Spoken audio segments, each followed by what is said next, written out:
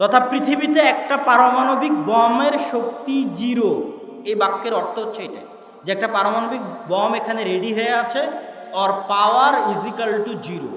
লা হাওলা ওয়ালা কুওয়াতা ইল্লা বিল্লাহ, যদি না আল্লাহ সেটাকে বিস্ফোরিত হওয়ার অনুমতি না দেন, ক্ষতি করার অনুমতি না দেন। সকলের পাওয়ার 0। লা হাওলা ওয়ালা কুওয়াতা ইল্লা বিল্লাহিল আলিয়্যিল আযীম।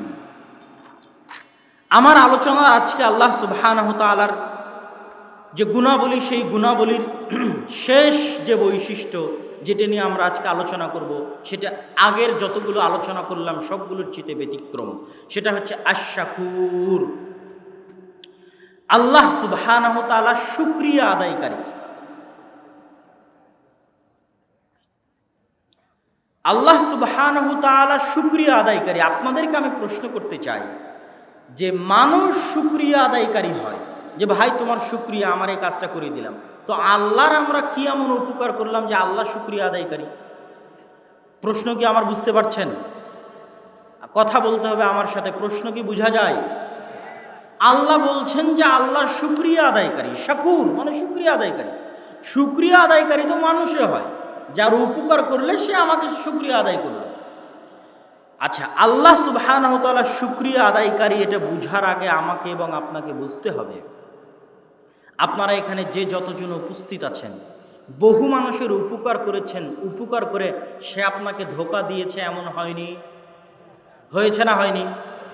বহু মানুষের উপকার করেছেন, উপকার করার পর সে আপনার ক্ষতি করেছে এমন হয়েছে না হয়নি? হয়েছে।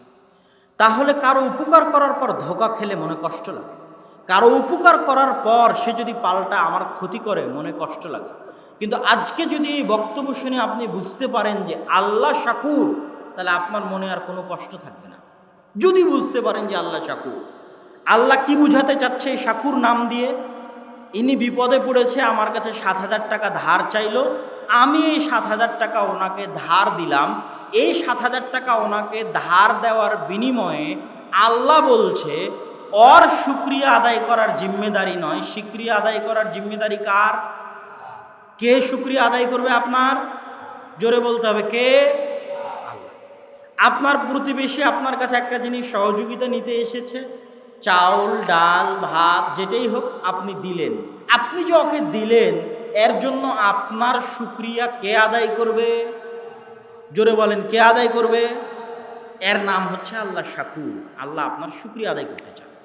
কত মজার জিনিস দেখেন।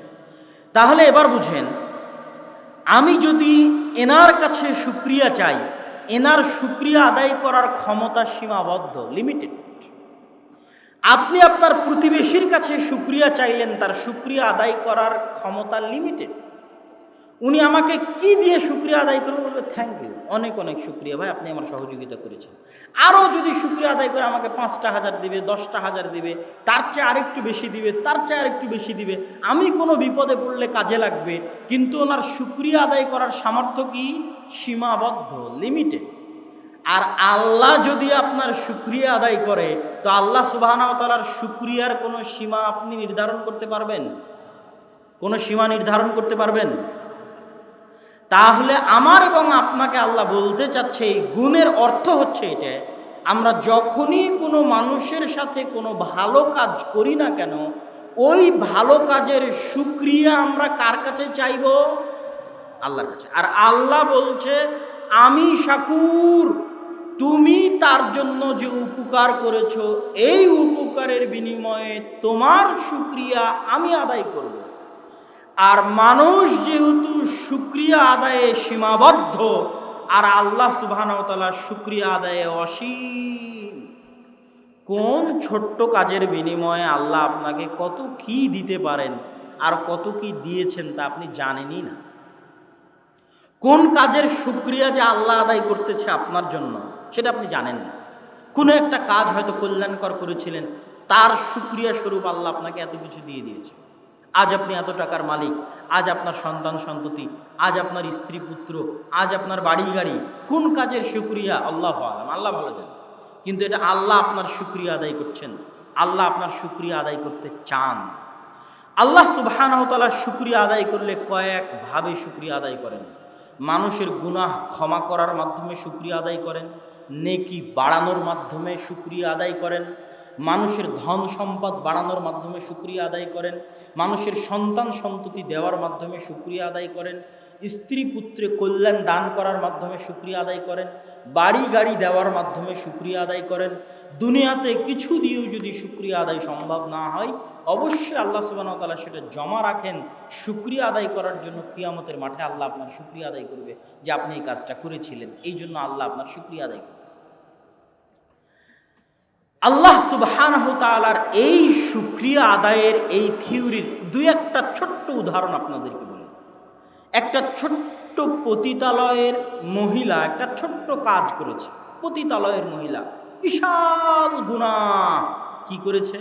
রাস্তার ধারে একটা কুকুরকে পানি পান করিয়েছে। তো ওই কুকুরকে পানি পান করানোর আমার এবং আপনার মাথায় আসবে যে কুকুর তার মনিবের ভক্ত হবে, এটাই শুকরিয়া আদায়। কথা বুঝতে পারেননি মনে হয়?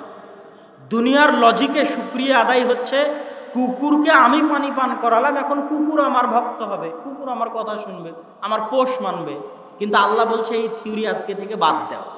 তুমি কুকুরকে পানি পান করাবা এই কারণে, বা কোনো বিপদগ্রস্তকে সহযোগিতা করবে এই কারণে, ওর পক্ষ হয়ে কে শুকরিয়া আদায় করবে? আল্লাহ।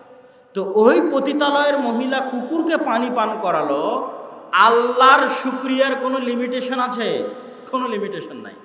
আল্লাহ ওই একটা কুকুরকে পানি পান করানোর কারণে এত বেশি খুশি হয়ে গেলেন যে শুকরিয়া আদায় স্বরূপ আল্লাহ ওই পতিতা মহিলার সকল গুনাহ ক্ষমা করে তার জন্য জান্নাত ঘোষণা করে দিলেন। আল্লাহ। একটা ব্যক্তি বনু ইসরায়েলের বিশাল পাপী, সন্তান সন্ততিকে বলেছে নিজেকে আগুনে জ্বালিয়ে সব ছাই চতুর্দিকে ছড়িয়ে ছিটিয়ে দিবা, আল্লাহ আমাকে ধরতে পারলে আল্লাহ ক্ষমা করবেন। তার আল্লাহর এই ভয়টা, যে সে জানে যে আল্লাহ তাকে ধরতে পারলে শাস্তি দিবে, এই জানাটুকু, মাত্র এই বিশ্বাসটুকু যে আল্লাহকে সে বিশ্বাস করে, আল্লাহকে সে ভয় পাচ্ছে, এইটার শুকরিয়া আল্লাহ সুবহানাহু ওয়া তাআলা এমনভাবে আদায় করলেন যে তাকে আল্লাহ সুবহানাহু ওয়া তাআলা তার সকল গুনাহ ক্ষমা করে দিলেন। তো আল্লাহ সুবহানাহু ওয়া তাআলা শুকরিয়া আদায় করেন, তার সবচেয়ে বড় প্রমাণ হচ্ছে দাউদ এবং সুলাইমান। দাউদ এবং সুলাইমান আল্লাহর শুকরিয়া আদায় করেছে, আল্লাহ সুবহানাহু ওয়া তাআলা তাদের শুকরিয়ায় তাদেরকে আরো বেশি বাড়িয়ে দিয়েছে। কিভাবে আল্লাহ সুবহানাহু ওয়া তাআলা তাদেরকে আরো বেশি বাড়িয়ে দিয়েছে? একটা ছোট্ট উদাহরণ দেখেন। মানুষ যখন ধনী হয় তখন মানুষ আল্লাহ সুবহানাহু ওয়া তাআলাকে ভুলে যায়, কিন্তু দাউদ আর সুলাইমান পৃথিবীর সকল প্রভাব, সকল প্রতিপত্তি, সকল ধন সম্পদের মালিক হওয়ার পরেও তারা আল্লাহর আবদান শাকুরা, শুকরিয়া আদায়কারী বান্দা হওয়ার চেষ্টা করেছে, নত থেকেছে। আল্লাহ সুবহানাহু ওয়া তাআলার ইবাদত আরও বাড়িয়ে দিয়েছে, আল্লাহর তাসবিহ তাহলিল আরও বাড়িয়ে দিয়েছে। তখন আল্লাহও তার শুকরিয়া আদায়ের পরিমাণ আরও বাড়িয়ে দিয়েছে। আল্লাহ সুবহানাহু ওয়া তাআলা বলেছে, লাইন শাকারতুম লাযীদান্নাকুম, তোমরা যদি আমার শুকরিয়া আদায় করো আমি আরও ডবল করে শুকরিয়া আদায় করব, আমি আরও বেশি করে শুকরিয়া আদায় করব। সম্মানিত উপস্থিতি, এতক্ষণ যাবৎ আমরা আল্লাহ সুবহানাহু ওয়া তাআলার যে গুণাবলীগুলোর আলোচনা শুনলাম, এই গুণাবলীগুলোর সারমর্ম বলত। বক্তব্যের শেষে এই গুণাবলীগুলোর উপর আর দুই একটা বাক্য যুক্ত করব। সারমর্ম কি? এক, আমরা আলোচনা করেছি আস-সামাদ। দুই, আমরা আলোচনা করেছি আল-লাতীফ। তিন, আমরা আলোচনা করেছি আল-ওয়াকিল। চার, আমরা আলোচনা করেছি আশ-শাকুর। আস-সামাদ এটা আল্লাহর নাম। এই নামের অর্থ কি? আল্লাহ অমুখাপেক্ষী। আর দুনিয়াতে যারা আছে সবাই চাইতে না চাইতে, বিশ্বাস করলেও না বিশ্বাস করলেও, বুঝলেও না বুঝলেও আল্লাহর মুখাপেক্ষী। অতএব অবুঝ না থেকে, বাধ্য না হয়ে, বিপদে না পড়ে স্বাভাবিক অবস্থায় আল্লাহর মুখাপেক্ষী হওয়া ভালো। বিপদে পড়ে তো মুখাপেক্ষী ফেরাউনও হয়েছে। অতএব যেহেতু আল্লাহর মুখাপেক্ষী আমরা আছি, সেহেতু স্বাভাবিক অবস্থায় আল্লাহর মুখাপেক্ষী হলে আল্লাহ খুশি হবেন। দুই, আল্লাহ করেন, আর আল্লাহ আমাদের জন্য যদি কিছু করতে চান সেটা তিনি সূক্ষ্ম থেকে সূক্ষ্মভাবে করেন, ডাইরেক্ট অ্যাকশনে আল্লাহ সুবহানাহু ওয়া তাআলা যান না। তিন, আল্লাহ সুবহানাহু ওয়া তাআলা ওয়াকিল, আমাদের সব দায় দায়িত্ব আমরা আল্লাহকে দিতে পারি, দিয়ে নিশ্চিন্ত হয়ে যেতে পারি। ছেলে মেয়ে, ধন সম্পদ, আত্মীয় স্বজন, বিপদ আপদ সকল ক্ষেত্রে নিশ্চিন্ত মনে আল্লাহর উপর দায়িত্ব দিয়ে টেনশন মুক্ত হওয়া সম্ভব। কেন? তিনি ওয়াকিল। শাকুর, মানুষের উপকার করে তার কাছে শুকরিয়া চাওয়ার প্রয়োজন নাই। মানুষের উপকার করে শুকরিয়া আপনার ওই মানুষের পক্ষ থেকে আল্লাহ আদায় করবে। এই নিয়তে মানুষের উপকার করেন, আল্লাহ যখন শুকরিয়া আদায় করবে বেহিসাব শুকরিয়া আদায় করবে। এবার আসি বক্তব্যের শেষে। আল্লাহ সুবহানাহু ওয়া তাআলা পবিত্র কোরআন মাজিদে বলেছেন, ওয়ালিল্লাহিল আসমাউল হুসনা ফাদউহু বিহা। আল্লাহর অগণিত অসংখ্য নাম আছে। এরকম যে 4টা নাম বললাম, আমি যদি এরকম আল্লাহর 99টা নামের ব্যাখ্যা করতে থাকি, আপনি বুঝতে থাকবেন আর নতুনভাবে অনুভব করতে থাকবেন যে আল্লাহ কেমন, আল্লাহ কি, আল্লাহ কাকে বলে, আল্লাহর পরিচয় কি, বহু লম্বা আলোচনা হবে। তো আল্লাহ কোরআনে কি বলছে? ওয়ালিল্লাহিল আসমাউল হুসনা, আল্লাহর অগণিত অসংখ্য নাম আছে।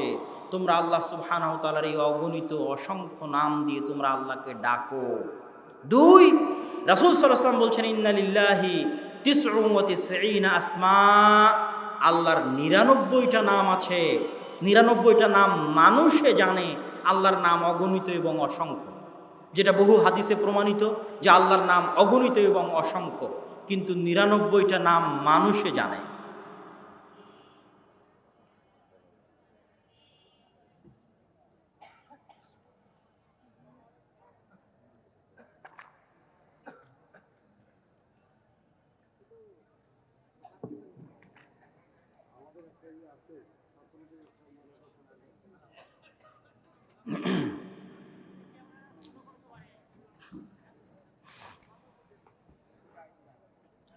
ওয়ালিল্লাহিল আসমাউল হুসনা ফাদউহু বিহা, ইন্না লিল্লাহি 99 আসমা, মান আহসাহা দাখালাল জান্নাহ।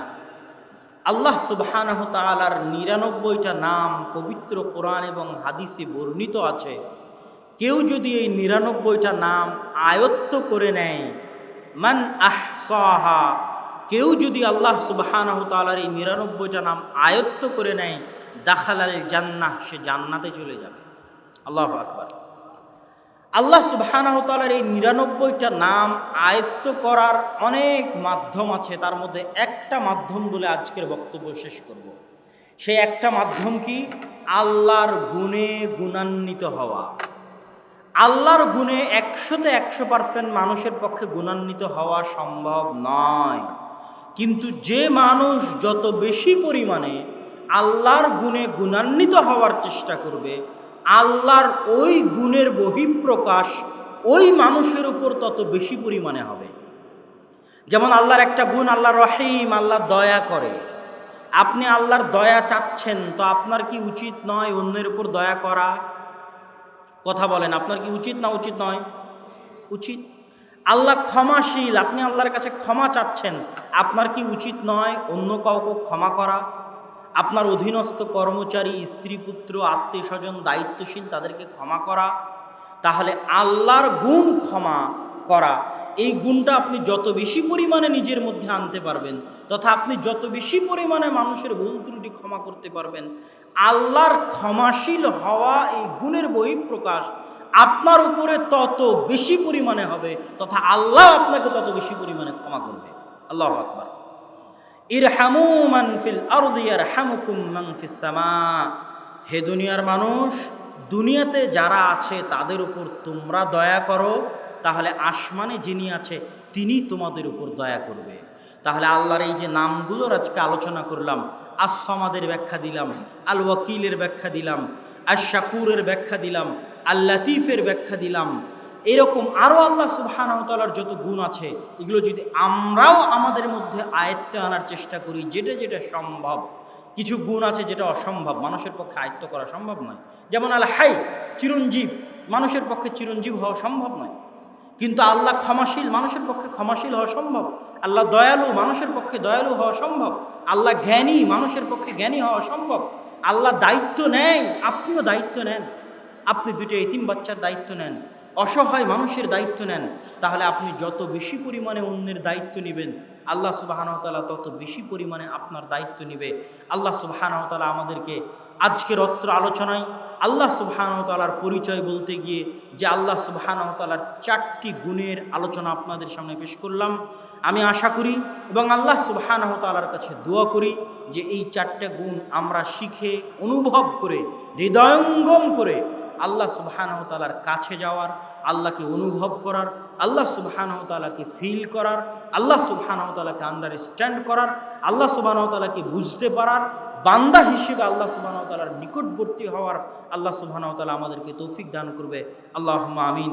এই দাবি, এই দাওয়া আল্লাহ সুবহানাহু ওয়া তাআলার দরবারে রেখে আজকের সংক্ষিপ্ত বক্তব্য এখানেই শেষ করছি। তবে আপনাদের কাছে একটা আহ্বান থাকবে যে আল জামিয়া সালাফিয়া রাজশাহী ডাঙ্গিপাড়া পবা 22-23 ডিসেম্বর তথা আগামী বৃহস্পতি শুক্রবার সালাফি কনফারেন্স। প্রথম যখন সালাফি কনফারেন্স 2016 সালে হয় তখন এই আটমূলের মানুষের অংশগ্রহণই ছিল সেই সালাফি কনফারেন্সে আমাদের সবচেয়ে আনন্দদায়ক এবং সবচেয়ে ঐতিহ্যবাহী এবং স্মৃতিকর। তো আমরা চাই যে আপনাদের ভালোবাসায় আমরা আপনাদের এখানে এসেছি, আপনারা আমাদের ভালোবাসায় প্রতিষ্ঠান দেখতে, দিনের জ্ঞান অর্জন করতে, আমাদের প্রতি আল্লাহ সুবহানাহু ওয়া তাআলার সন্তুষ্টির লক্ষ্যে আমাদের প্রতি ভালোবাসা রেখে আপনারাও 22-23 ডিসেম্বর সালাফি কনফারেন্সে অংশগ্রহণ করবেন এবং আটমূল মাদ্রাসা থেকে বাস যাবে। আপনারা যারা যেতে ইচ্ছুক তারা আটমূল মাদ্রাসার দায়িত্বশীলদের সাথে যোগাযোগ করবেন। আসসালামু আলাইকুম ওয়া রাহমাতুল্লাহি ওয়া বারাকাতুহু। জানা আছে এই বাক্যটা যে ইসমে আজম দিয়ে দোয়া করলে সেই দোয়া ফেরত দেওয়া হয় না, সেই দোয়া সাথে সাথে কবুল করা হয়। ইসমে আজম শব্দের অর্থ হচ্ছে আল ইসমুল আযম। এই শব্দের অর্থ হচ্ছে মহান নাম, মহৎ নাম, বিশাল নাম। সেই ইসমে আজমটা হচ্ছে আল্লাহ সুবহানাহু ওয়া তাআলার এই নাম আস-সামাদ, তথা এই নামের ওসিলা দিয়ে যেখানে দোয়া চাওয়া হয়েছে, যেটা রাসূলুল্লাহ সাল্লাল্লাহু আলাইহি ওয়াসাল্লাম শিখিয়ে দিয়েছেন, আল্লাহুম্মা ইন্নী আসআলুকা বিআন্নী আশহাদু আন্নাকা আনতাল্লাহ লা ইলাহা ইল্লা আনতাল আহাদুস সামাদ লাম ইয়ালিদ ওয়া লাম ইউলাদ।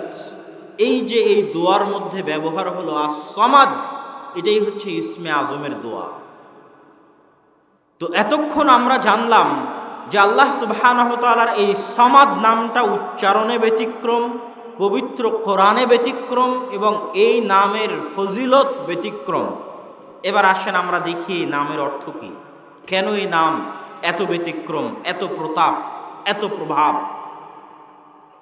সামাদ শব্দের দুটো অর্থ, এক আল্লাহ সুবহানাহু ওয়া তাআলা অমুখাপেক্ষী, দুই আল্লাহ সুবহানাহু ওয়া তাআলা ব্যতীত পৃথিবীতে আর যা কিছু আছে সকল কিছু আল্লাহর মুখাপেক্ষী, স্বেচ্ছায় অনিচ্ছায়, অনুগত অবস্থায় বাধ্যগত অবস্থায়, চাইতে না চাইতে, ভালো লাগলেও না ভালো লাগলেও, মন চাইলেও না মন চাইলেও, স্বেচ্ছায় অনিচ্ছায় আল্লাহ সুবহানাহু ওয়া তাআলা ব্যতীত পৃথিবীতে যা কিছু আছে, মানুষ, জিন, পশু পাখি, কীট পতঙ্গ, পঙ্গপাল যা কিছু আছে সবাই মুখাপেক্ষী আল্লাহ সুবহানাহু ওয়া তাআলার স্বেচ্ছায় অনিচ্ছায়, চাইলেও না চাইলেও, বুঝলেও না বুঝলেও, মানলেও না মানলেও,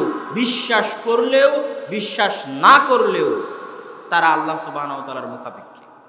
আর আল্লাহ সুবহানাহু ওয়া তাআলা হচ্ছেন অমুখাপেক্ষী। তথা আল্লাহ সুবহানাহু ওয়া তাআলা মানুষকে 24 ঘন্টা দেখিয়েছেন যে মানুষ কতটা দুর্বল।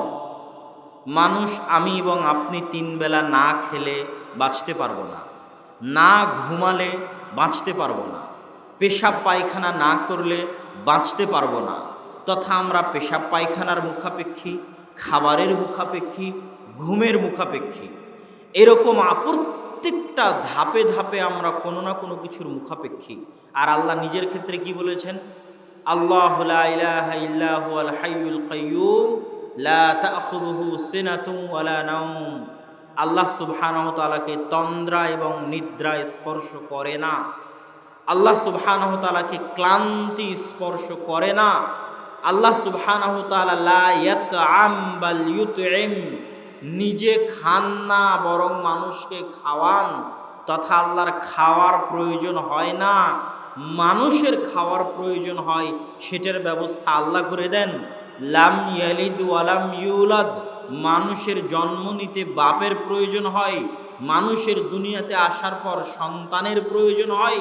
আল্লাহ সুবহানাহু ওয়া তাআলা লাম ইয়ালিদ ওয়া লাম ইউলাদ, তার কোনো পিতাও নাই, তার কোনো সন্তানও নাই, তথা এমন কিছু নাই যেটার প্রতি আপনি আল্লাহ সুবহানাহু ওয়া তাআলাকে মুখাপেক্ষী করতে পারবেন যে আল্লাহ সুবহানাহু ওয়া তাআলার এই জিনিসটার দরকার আছে, এই জিনিসটার প্রয়োজন আছে, আল্লাহ সুবহানাহু ওয়া তাআলার এই জিনিসটা লাগবে। আপনার মনে প্রশ্ন জাগতে পারে যে আমার আপনার সালাত সিয়াম এটা তো আল্লাহ চেয়েছে, তাহলে আল্লাহর তো দরকার যে মানুষ তার ইবাদত করুক, আল্লাহর তো প্রয়োজন যে মানুষ তাকে মেনে চলুক এবং তার বিধানকে লঙ্ঘন না করুক। এটাও আল্লাহ সুবহানাহু ওয়া তাআলা এবং তার রাসূল একটা হাদিসে স্পষ্ট করে দিয়েছেন, যেটা আল্লাহ সুবহানাহু ওয়া তাআলা এই সামাদ নামের অর্থকে পরিপূর্ণ করে। রাসূলুল্লাহ সাল্লাল্লাহু আলাইহি ওয়াসাল্লাম বলেছেন, ইয়া ইবাদি কুল্লুকুম জায়ি ইল্লা মান আতআমতুহু, হে আমার বান্দারা তোমরা সকলেই ক্ষুধার্ত যতক্ষণ না আমি তোমাদেরকে খাওয়াই। ফাস্তাতিমুনি, অতএব তোমরা আমার কাছে খাবার চাও। উতইমুকুম, আমি তোমাদেরকে খাবার দিব। ইয়া ইবাদি কুল্লুকুম আর, হে আমার বান্দারা তোমরা সকলেই উলঙ্গ। ইল্লা মান কাসাউতুহু, যতক্ষণ না আমি তোমাদের কাপড় পরিধান করার ব্যবস্থা আমি করে দিয়েছি। তোমরা কাপড় পরে আছো, এটার ব্যবস্থা আমি করে দিয়েছি। ফাস্তাকসুনি, তোমরা কাপড় পরিধানের বস্ত্র আমার কাছে চাও, আমি তোমাদের সেই ব্যবস্থা করে দেব। ইয়া ইবাদি ইন্নাকুম তুখতিউনা বিল্লাইলি ওয়ান নাহার, হে আমার বান্দারা তোমরা দিনে রাতে গুনাহ করো। ওয়া আনা উগফিরুকুম যুনুবাকুম, আর আমি তোমাদের গুনাহকে ক্ষমা করে দিই। ফাস্তাগফিরুনি, আমার কাছে ক্ষমা চাও, আমি তোমাদেরকে ক্ষমা করে দিব। এবার আসছি আমাদের মূল পয়েন্টে। আল্লাহ সুবহানাহু ওয়া তাআলা আরো কি বলছেন, ইয়া ইবাদি ইন্না আউওয়ালাকুম ওয়া আখিরাকুম ওয়া ইনসাকুম ওয়া জিন্নাকুম লাউ কানু আলা আতকা কলবিন, হে আমার বান্দারা তোমাদের প্রথম ব্যক্তি থেকে নিয়ে শেষ ব্যক্তি পর্যন্ত, তথা আদম থেকে নিয়ে কিয়ামত পর্যন্ত সকল মানুষ, সকল জিন, ইনসাকুম ওয়া জিন্নাকুম, সকল মানুষ এবং সকল জিন, লাউ কানু আলা আতকা কলবি আহাদিকুম, যদি পৃথিবীর সবচেয়ে পরহেজগার মানুষের মতো পরহেজগার হয়ে যায়, পৃথিবীর সবচেয়ে পরহেজগার মানুষ, তাকওয়ালা মানুষ যদি আমরা মুহাম্মদ সাল্লাল্লাহু আলাইহি ওয়াসাল্লামকে ধরি, তাহলে আল্লাহ সুবহানাহু ওয়া তাআলা বলছেন আদম থেকে নিয়ে কিয়ামত পর্যন্ত সকল মানুষ, সকল জিন যদি, সকল মানুষ, সকল জিন যদি মুহাম্মদ সাল্লাল্লাহু আলাইহি ওয়াসাল্লামের মতো তাকওয়াবান পরহেজগার হয়ে যায়, মা জাদা যালিকা ফি মুলকি শাইআ, তাহলে আমার সরিষা সমপরিমাণ উপকার করতে পারবে না। কি বুঝলেন? যে আপনার ইবাদতের আল্লাহর দরকার আছে? কথা বলেন না যে আপনার ইবাদতের ঠেকা পড়েছে আল্লাহ সুবহানাহু ওয়া তাআলার। আল্লাহ এই বাক্যে ক্লিয়ার করে দিলেন যে সারা পৃথিবীর সবাই যদি মুহাম্মদ সাল্লাল্লাহু আলাইহি ওয়াসাল্লামের মতো হয়ে যায়, তাকওয়াবান পরহেজগার, মা জাদা যালিকা ফি মুলকি শাইআ, আমার রাজত্বে, আমার ক্ষমতায়, আমার প্রভাব এবং প্রতিপত্তিতে, আমার কোনো কিছুতে সরিষা সমপরিমাণ তোমরা ইবাদত করে উপকার করতে পারবা আমার, এই ধারণা তোমরা করিও না। লাং তানফাউনি, আমার উপকার করার ক্ষমতা তোমাদের নাই। পরের বাক্যে আল্লাহ কি বলছেন, ইয়া ইবাদি ইন্না আউওয়ালাকুম লাউ আন্না আউওয়ালাকুম ওয়া আখিরাকুম ওয়া ইনসাকুম ওয়া জিন্নাকুম, হে আমার বান্দারা যদি তোমাদের প্রথম ব্যক্তি থেকে নিয়ে শেষ ব্যক্তি পর্যন্ত সকল মানুষ, সকল জিন, পৃথিবীর সবচেয়ে পাপিষ্ঠ, পাপাচারী, ফাসিক, কাফেরে পরিণত হয়ে যায়, সবাই যদি ফেরাউন হয়ে যায়, মা নাকাসা যালিকা মিন মুলকি শাইআ, তাহলে সারা পৃথিবীর সব মানুষ আর সব জিন মিলে যদি সকাল সন্ধ্যা আল্লাহকে গালি দেয়, সকাল সন্ধ্যা আল্লাহর নাফরমানি করে, তো আল্লাহ সুবহানাহু ওয়া তাআলা বলছেন আমার সরিষা সমপরিমাণ ক্ষতি করার ক্ষমতা, আমার রাজত্বে সরিষা সমপরিমাণ কমতি করার ক্ষমতা তোমাদের নাই, এই সাধ্য তোমাদের নাই। এটা হলো আস-সামাদ, অমুখাপেক্ষী, তথা আপনার ইবাদতেরও আল্লাহ সুবহানাহু ওয়া তাআলা মুখাপেক্ষী নন। এবার মানুষ তথা আল্লাহ সুবহানাহু ওয়া তাআলা ব্যতীত পৃথিবীতে যা কিছু আছে সব আল্লাহর মুখাপেক্ষী, চাইতে না চাইতে, স্বেচ্ছায় অনিচ্ছায়, বুঝলেও না বুঝলেও, মানলেও না মানলেও, তার নাম হচ্ছে আস-সামাদ। তার সবচেয়ে বড় উদাহরণকে, তার সবচেয়ে বড় উদাহরণ হচ্ছে ফেরাউন। তার সবচেয়ে বড় উদাহরণ হচ্ছে ফেরাউন। ফেরাউন যখন পানিতে ডুবে যাচ্ছে তখন সে বলছে আমানতু বিরব্বি মূসা ওয়া হারুন। 1700 বছর পৃথিবীতে রাজত্ব চালানোর পর ফেরাউন যখন পানিতে ডুবছে তখন সে বুঝছে যে আল্লাহ সুবহানাহু ওয়া তাআলা হচ্ছে আস-সামাদ। চাইতেও তুমি আমার মুখাপেক্ষী, না চাইতেও তুমি আমার মুখাপেক্ষী, স্বীকার করলেও আমার মুখাপেক্ষী, না স্বীকার করলেও আমার মুখাপেক্ষী, বুঝলেও আমার মুখাপেক্ষী, না বুঝলেও আমার মুখাপেক্ষী, বিশ্বাস করলেও আমার মুখাপেক্ষী, বিশ্বাস না করলেও আমার মুখাপেক্ষী। কেন? আমি হচ্ছে আস-সামাদ। ফেরাউন মানেনি, বুঝেনি, বিশ্বাস করেনি। যখন পানিতে ডুবছে তখন বুঝছে যে আল্লাহ সুবহানাহু ওয়া তাআলা হচ্ছে আস-সামাদ, বিশ্বাস না করলেও তার মুখাপেক্ষী। আমরা যদি স্বেচ্ছায় আল্লাহ সুবহানাহু ওয়া তাআলাকে আস-সামাদ মনে না করি, এখনই যদি আপনার প্যারালাইসিস হয়ে যায়, আপনি বুঝবেন যে আপনি আল্লাহর মুখাপেক্ষী, আপনি কত দুর্বল।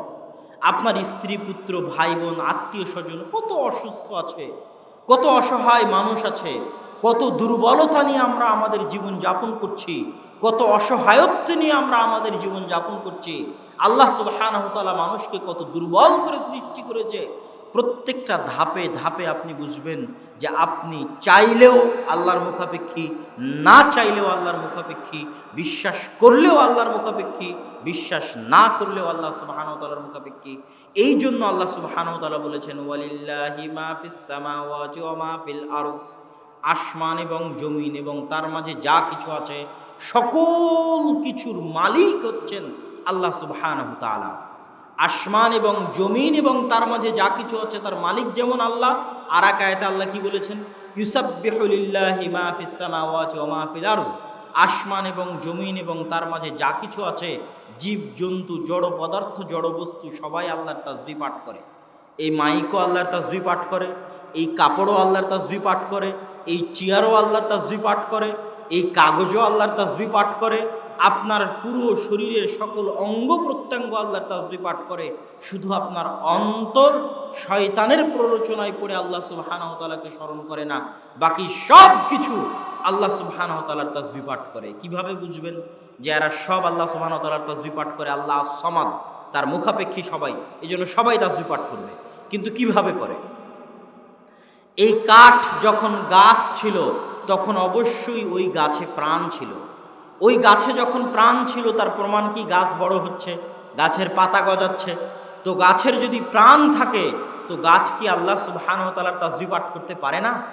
প্রাণ থাকা অবস্থায় যদি তাসবিহ পাঠ করতে পারে, এখন কেন পারবে না? এখন কেটে তাকে চেয়ার বানানো হয়েছে তাই আর পারবে না? এটার কোনো যৌক্তিকতা আছে? কোনো যৌক্তিকতা নাই। আমরা যখন এই কাপড় ব্যবহার করছি, ব্যবহারের আগে এটা তুলা ছিল, সুতা ছিল, সুতার আগে তুলা ছিল, তুলার আগে কোনো গাছে ফুল আকারে ছিল, ওই গাছে প্রাণ ছিল। তখন যদি সে আল্লাহর তাসবিহ পাঠ করতে পারে, এখন কেন তাসবিহ পাঠ করতে পারবে না? এটার কি কোনো যৌক্তিকতা আছে যে সে এখন তাসবিহ পাঠ করতে পারবে না? বিল্ডিং তৈরি করা হয়েছে, পোড়ানো হয়েছে মাটিকে, মাটির জীবন আছে, প্রমাণ কি? মাটির মধ্যে একটা দানা ফেললে গাছ গজায়। মাটির যদি কোনো শক্তিই না থাকে, মাটির যদি কোনো পাওয়ারই না থাকে, কেমনে মাটি থেকে গাছ গজায়? মাটির যদি নিজস্ব কোনো ক্ষমতাই না থাকে, নিজস্ব কোনো পাওয়ারই না থাকে, নিজস্ব কোনো শক্তিই না থাকে, তাহলে মাটি থেকে গাছ কেমনে গজায়? তার মানে অবশ্যই মাটির শক্তি আছে, পাওয়ার আছে, যেটা আল্লাহ সুবহানাহু ওয়া তাআলা সূরা জিলজালের মধ্যে বলেছেন ইয়াউমাইযিন তুহাদ্দিসু আখবারাহা বিআন্না রাব্বাকা ওয়াহালাহা। কিয়ামতের মাঠে এই মাটি আল্লাহর সাথে কথা বলবে, এই শক্তি মাটির আছে। সারা পৃথিবীতে যে যা করছে সব মাটি ভয়ঙ্কর যন্ত্রের মতো সব ক্যাচ করে রাখতেছে, সেভ করে রাখতেছে। কিয়ামতের মাঠে সব সেভ করা ফাইলগুলো মাটি বলতে থাকবে আল্লাহ সুবহানাহু ওয়া তাআলার সামনে, যে মাটির উপর আমরা বসে আছি মাটির শক্তি আছে, অনুভূতি শক্তি আছে, মাটি বুঝতে পারে, অনুভব করতে পারে, এই মাটি কথা বলবে। তাহলে এই মাটিকে আল্লাহর তাসবিহ পাঠ করতে পারে না? পারে। ওই মাটি থাকা অবস্থায় যদি আল্লাহর তাসবিহ পাঠ করতে পারে, তাকে পুড়িয়ে ইট বানিয়ে দেওয়াল করা হয়েছে তাই আল্লাহর তাসবিহ পাঠ করতে পারবে না? অবশ্যই পারবে। এই জন্য আল্লাহ কোরআনে বলেছে ইউসাব্বিহু লিল্লাহি মা ফিস সামাওয়াতি ওয়া মা ফিল আরজ। আমরা আমাদের চারপাশে যা কিছু দেখছি এরা সব আল্লাহ সুবহানাহু ওয়া তাআলার তাসবিহ পাঠ করে, কেননা সবাই আল্লাহর মুখাপেক্ষী, কেননা আল্লাহ সুবহানাহু ওয়া তাআলা হচ্ছেন আস-সামাদ, আর তিনি অমুখাপেক্ষী, তিনি কারো মুখাপেক্ষী নন। সম্মানিত উপস্থিতি, আল্লাহ সুবহানাহু ওয়া তাআলার দ্বিতীয় যে গুণ নিয়ে আজকে আমরা আপনাদের সামনে আলোচনা করব সেটা হচ্ছে লতিফ। লতিফ আল্লাহ সুবহানাহু ওয়া তাআলার একটি নাম, একটি গুণ, যার শাব্দিক অর্থ হচ্ছে সূক্ষ্মদর্শী। কি সূক্ষ্মদর্শী? কি বুঝবেন আল্লাহ সুবহানাহু ওয়া তাআলা সূক্ষ্মদর্শী? আর মানে কি? এটা আমরা কিভাবে অনুভব করব যে আল্লাহর এই গুণের ব্যাখ্যা কি? আল্লাহ সুবহানাহু ওয়া তাআলার এই নামের এই গুণের দুটো ব্যাখ্যা, যে আল্লাহ সুবহানাহু ওয়া তাআলা সূক্ষ্মদর্শী দুইভাবে। এক, আপনারা সকলেই এখানে যতজন উপস্থিত আছেন আপনাদের প্রত্যেকের মনের কথা আর একজন 100% বুঝতে পারে কি? পারে। এমন জীবনে আপনার বহু পরিবেশ গেছে যখন আপনার অবস্থাটা আপনি আপনার বউকেও বুঝাতে পারেন না, আপনার মনের অবস্থাটা আপনার ছেলেকেও বুঝাতে পারেন না, আপনার মনের অবস্থাটা আপনার বাপকেও বুঝাতে পারেন না। এরকম আপনার জীবনে বহু ঘটনা, বহু কিছু আপনার জীবনে ঘটে গেছে। এবং প্রতিনিয়ত কেউই, কোনো মানুষই তার মনের অনুভূতি পরিপূর্ণরূপে আর একজন সে যেভাবে অনুভব করছে ঠিক সেভাবেই আর একজন অনুভব করবে, এটা অসম্ভব, এটা পারে না। আপনার স্ত্রীও পারে না, আপনার ছেলেও পারে না, আপনার বাপও পারে না। এই জন্য কথায় কথায় আমরা বলি যে তুমি আমাকে বুঝতে পারলে না, তুমি আমাকে বুঝার চেষ্টা করো। আমার ছেলে আমাকে বুঝলো না, আমাকে বুঝার চেষ্টা করলো না। বুঝা মানে কি? ফিল করা, অনুভব করা, আন্ডারস্ট্যান্ড করা, বুঝার চেষ্টা করা। তাহলে আপনার মনে যা কিছু চলছে, আপনার আনন্দ, আপনার দুঃখ, আপনার বেদনা, এইটার আপনি যে অনুভব করেন, এই অনুভবটা 100তে 100 একমাত্র একজনই অনুভব করতে পারে, একজনই ফিল করতে পারে, আন্ডারস্ট্যান্ড করতে পারে। সেটার অর্থ হচ্ছে লতিফ। সূক্ষ্ম থেকে সূক্ষ্মভাবে আল্লাহ সুবহানাহু ওয়া তাআলা আপনার মনকে পড়তে পারে, এই জন্য তিনি লতিফ। আপনার মনের অনুভূতি এখন যা, সেটা হুবহু যিনি বুঝতে পারেন তিনি কে? আল্লাহ। এটা হলো লতিফ নামের অর্থ। আমার মনে এখন যা চলছে এটা 100তে 100% একমাত্র আসমানের নিচে জমিনের উপর আমার মতোই বুঝতে পারে, আমার মতোই অনুভব করতে পারে, তিনি হচ্ছেন আল্লাহ সুবহানাহু ওয়া তাআলা। এটাই হচ্ছে লতিফ নামের অর্থ, যে আল্লাহ সূক্ষ্মদর্শী।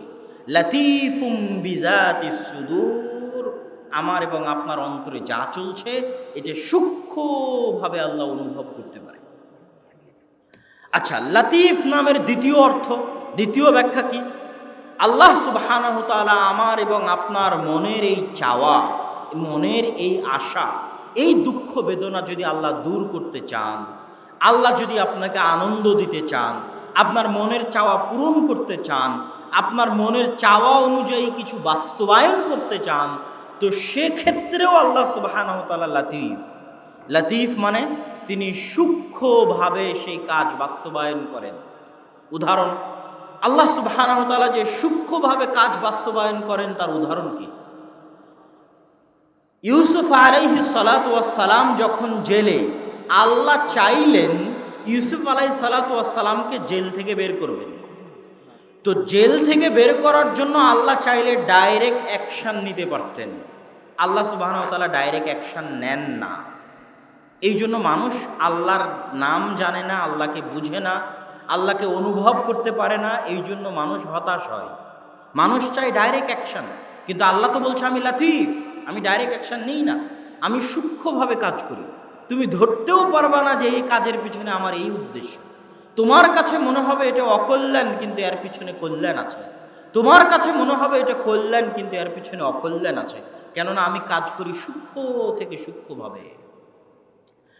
ইউসুফ আলাইহিস সালাতু ওয়াস সালামকে জেল থেকে বের করার জন্য ডাইরেক্ট অ্যাকশন কি হতে পারে?